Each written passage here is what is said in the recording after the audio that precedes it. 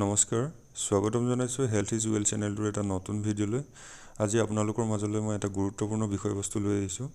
এই গুৰুত্বপূৰ্ণ বিষয়বস্তুটো আপোনালোকক মই ভালদৰে বুজাবৰ বাবে অলপ দীঘল কৰিবলগীয়া হ'ল গতিকে অলপ ধৈৰ্য ধৰি ভিডিঅ'টো শেষলৈকে চাই থাকিব বুলি মই আশা কৰিছো ভেজাল খাদ্য অস্বাস্থ্যকৰ খাদ্যাভ্যাস নিয়মিত এক্সাৰসাইজ নকৰা মানসিক চাপ বা আন কিছুমান শাৰীৰিক অকামিলাৰ বাবে আজিকালি প্ৰায়ভাগ বিবাহিত মহিলাৰে গৰ্ভধাৰণৰ ক্ষেত্ৰত জটিলতা থকা দেখা যায় এই ক্ষেত্ৰত দেখা দিয়া প্ৰথম লক্ষণ হৈছে অনিয়মীয়া মাহেকীয়া আৰু ইয়াৰ লগত জড়িত আন কেতবোৰ সমস্যা মাহেকীয়াৰ সমস্যাৰ ওপৰত মই কেইবাটাও ভিডিঅ' এই চেনেলটোত দি থৈছো আপোনালোকে চাই ল'ব পাৰিব কিছুমান মহিলা আৰু লগতে পুৰুষৰো কোনো ধৰণৰ শাৰীৰিক অসুস্থতা নাথাকে তথা সন্তান প্ৰাপ্তিৰ বাবে কোনো বাধা নাথাকে অথচ মহিলাগৰাকীয়ে কনচিভ কৰিব নোৱাৰে বা গৰ্ভধাৰণ কৰিব নোৱাৰে তেনে ক্ষেত্ৰত কি কৰিব লাগিব বা কি নিয়ম নীতি বা ব্যৱস্থা ল'ব লাগে তাৰ ওপৰতে আজি এই ভিডিঅ'টো মই আপোনালোকৰ বাবে বনাই থৈছো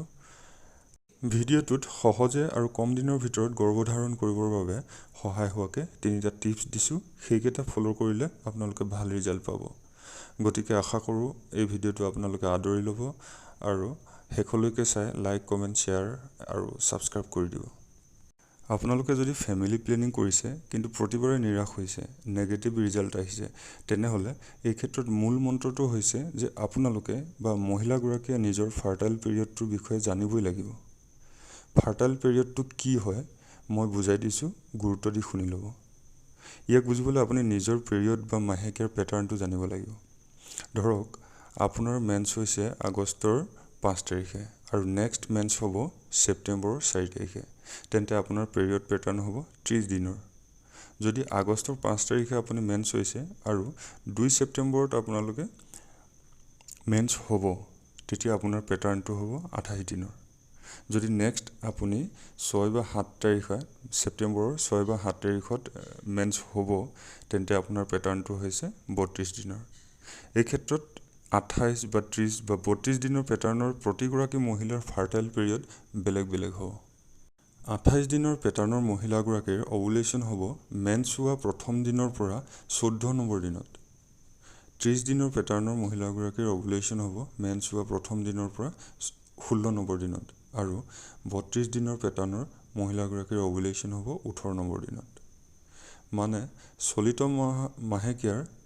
প্ৰথম দিন আৰু আহিবলগীয়া মাহেকীয়াৰ প্ৰথম দিনৰ ভিতৰত যিমান দিন হ'ব তাৰ পৰা 14 দিন বিয়োগ কৰি যি দিনটো ওলাব সেইটো দিনত ওভুলেশন হোৱা দেখা যায় মন কৰিব মাহেকীয়াৰ সমস্যা থাকিলে এই ক্ষেত্ৰত ওভুলেশন কোন দিনা হ'ব সেইটো নিৰ্দিষ্ট নহয় বহুতে হয়তো ওভুলেশন মানে কি বুজা নাই মই বুজাই দিছো গুৰুত্ব সহকাৰে শুনি লওক নেক্সট মাহেকীয়াৰ বা আহিবলগীয়া মাহেকীয়াৰ প্ৰথম দিনটোৰ 14 দিনৰ আগত সাধাৰণতে ওভাৰি বা ডিম্বাশয়ৰ পৰা এগ ৰিলিজ হয় আৰু ফেলোপিয়ান টিউবত থিতাপি লয় আৰু গৰ্ভধাৰণৰ বাবে আপুনি প্ৰস্তুত হৈ পৰে এই সময়ত যদি আপোনাৰ এগটো পুৰুষৰ শুক্ৰাণুৰ লগত মিলন হয় তেতিয়া কনচিভ হয় বা গৰ্ভধাৰণৰ প্ৰস্তুতি চলে ডিম্বাশয়ৰ পৰা যি এগ ৰিলিজ হয় তাৰ আয়ুষ 12 পৰা 24 ঘণ্টা হয় আৰু পুৰুষৰ স্পাৰ্ম বা শুক্ৰাণুৰ আয়ুষ প্ৰায় 4 দিন থাকে গতিকে ওভুলেশন হোৱা ডেটৰ 3 বা 4 দিন আগৰ পৰা আৰু ওভুলেশন হোৱা 20 দিনলৈকে যদি কন্টিনিউ বা এদিন এদিন আপোনালোকে যদি মিলন কৰে তেন্তে কনচিভ কৰাৰ চান্স 99% থাকে মন কৰিব এই দিনকেইটাত বা প্লেনিং কৰা সময়খিনিত মহিলাগৰাকীয়ে অমিতা আৰু অনাৰ একেবাৰে নাখাব ইয়াৰ বিপৰীতে সেউজীয়া শাক-পাচলি খাব বা অন্যান্য ফলমূল খাব পাৰিব এইটো আছিল গৰ্ভধাৰণৰ ক্ষেত্ৰত জানিবলগীয়া প্ৰথম গুৰুত্বপূৰ্ণ কথা এতিয়া দ্বিতীয় টিপছটো কি হেতু জানোৱা হওক মিলনৰ পিছত এটা সমস্যাক লৈ বহু দম্পতীয়ে ভয় কৰি থাকে বা অসন্তুষ্টি ভুগি থাকে হেতু হৈছে মিলনৰত যি বীৰ্যস্খলন হয় মিলনৰ পিছত মহিলাৰ ভেজাইনাৰ পৰা লগালগ ওলাই আহে এনে হলে শুক্ৰাণুৱে মহিলাৰ ডিম্বাশয়ৰ পৰা ৰিলিজ হোৱা যি এগ তাক লক কৰিব নোৱাৰে ফলত কনচিভ কৰিব নোৱাৰে কিন্তু জনাব বিচাৰিছো যে এইটো এটা ভুল ধাৰণা শুক্ৰাণু স্খলন হোৱাৰ লগে লগে একেবাৰে কম সময়তে শুক্ৰাণুৱে মহিলাৰ এগটোৰ সৈতে মিলিব পৰা শক্তি শুক্ৰাণুৰ থাকে। তথাপি এই ক্ষেত্ৰত কিছু সাৱধানতা লোৱা ভাল। যদি মিলনৰ পিছতে বীৰ্য বাহিৰলৈ ওলাই আহে, তেতিয়া ইয়াক ৰোধ কৰিবলৈ কি কৰিব লাগিব জানো আহক। প্ৰথম কথা, মিলনৰ পিছত মহিলাগৰাকীয়ে প্ৰায় 15 মিনিট ওপৰলৈ মুখ কৰি শুই থাকক। দ্বিতীয়তে, মিলনৰ সময়ত মহিলাগৰাকীৰ কঁকালত এটা গাৰু দি মিলন কৰক। তৃতীয়তে, শুই থাকিলেও যদি বীৰ্য বাহিৰলৈ ওলাই আহে, তেন্তে লেগ আপ দ্য ৱাল কৰক। অৰ্থাৎ মিলনৰ পিছত তুৰন্ত ৱাল বা আন কিবাৰ সহায়ত ভৰিকেইটা প্ৰায় 90 ডিগ্ৰী এংগলত ওপৰলৈ কৰি 15 মিনিটমান থাকক। চতুৰ্থতে, মিলনৰ পিছত লগালগ পেচাব নকৰিব। এনেহ'লে শুক্ৰাণুবোৰ পেচাবৰ লগত বাহিৰলৈ ওলাই যোৱাৰ সম্পূৰ্ণ চান্স থাকে। আৰু এটা গুৰুত্বপূৰ্ণ কথা যে বহু মহিলাই বৰ্তমান পৰিস্থিতিত অফিচৰ কৰ্তব্য বা অন্যান্য কামৰ ক্ষেত্ৰত বহু কষ্ট কৰা দেখা যায়।